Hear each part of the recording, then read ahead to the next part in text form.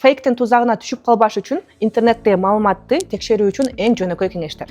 Бул кеңештер сизге медиа сабаттуулугуңузду жогорулатууга жардам берет. Суроо бериңиз: муну ким, эмне максат менен жазды, тартты?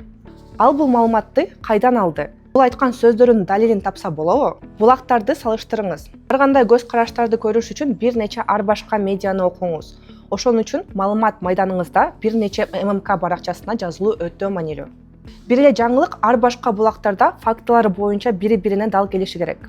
Мисалы, дары-дармек же оорулар жөнүндө маалымат издеп жатсаңыз, бул багыттагы ыйгарым укуктуу органдарга, мисалы, Дүйнөлүк саламаттык уюмуна же Саламаттык сактоо министрлигине гана ишенсе болот. Бир да блогер булар жөнүндө сөз кылып тыянак чыгарыш үчүн жетишерлик квалификацияга ээ эмес.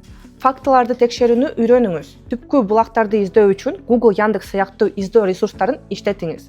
Perplexity нейро тармагында да иштетсе болот. Ал үчүн булактарга шилтемелерди берген маалыматтарды тап деген буйрукту бериш керек. Фото сүрөттөрдү TinEye же башка сервистерден аркылуу сүрөт боюнча кайрадан издеп текшериңиз. Жарыянын чыккан күнүн текшериңиз. Эски кабарларды көп учурда жаңы кылып чыгара беришет. Бир жолу Беловодская айылындагы майып балдар үйүн бирөөлөр каралап, 90-жылдары алардын каржылоосу жок кылып, билгүнгө учураган убакта тартылган. Үрөй учурган бир видеону чыгарып, бул мекеменин кадыр баркын кетирүүгө аракет кылган. Видео өтө эски болгонуна карабастан көптөгөн көрөрмандар ага ишенип, балдар үйүнө шарттар өтө начар деп ойлоп калышкан. Албетте мунун баары жалган болгону аныкталды. Сынчыл ой жүгүртүүнү өнүктүрүңүз, көп китеп окуңуз, талдаңыз, кабарларды башка адамдар менен талкуулаңыз. Бир баш жакшы, эки баш андан да жакшы.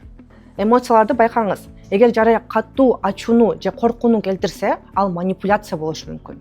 Мисалы, пакистандыктар жашаган жатаканалардын талоонго алынышыны эсиңиздеби? Ошол тополон Телеграмдагы бир паблик канал пакистандык студенттер кыргыз студентти өлтүрүп коюшту деген фейкти таркатып жибергендерден башталган. Аягына чейин көргөнүңүз үчүн ыраазычылык билдиребиз. Кийинки чыгарылышты өткөрүп жибербеш үчүн жазылыңыз.